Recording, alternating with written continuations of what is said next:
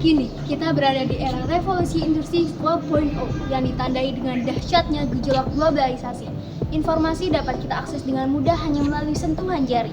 Namun sayang, di balik gemerlap kecanggihan ini terdapat satu ironi mencolok.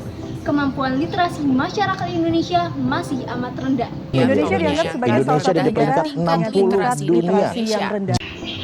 Hasil PISA 2023 menunjukkan Indonesia berada di peringkat 68 dari 81 negara.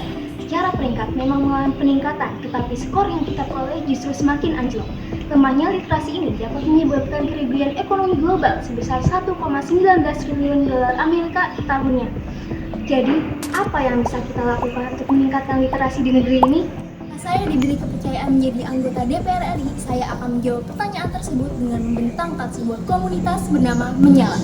Maximizing Empowerment and Nurturing Youth to be Amplified Literacy Adventures. Menyala akan melibatkan remaja se-Indonesia untuk mampu beraksi, menginspirasi, serta membakar semangat imajinasi di kalangan generasi penerus bangsa. Tentunya Menyala akan sejalan dengan 3 fungsi DPR yakni legislasi, anggaran, dan pengawasan.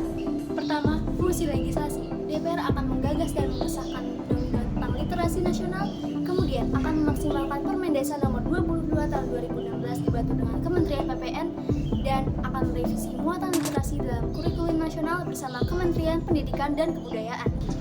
Kedua, fungsi anggaran. Saya akan mengalokasikan dana APBN kepada penyelenggaraan Menyala yang di dalamnya termasuk penyediaan buku dan pelatihan tenaga pendidik.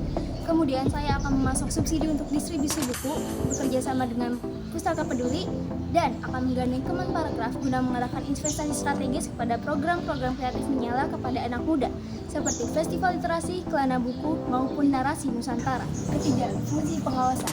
DPR akan memonitoring program-program Menyala yang didanai pemerintah serta memfasilitasi platform untuk menyuarakan kebutuhan dan tantangan masyarakat.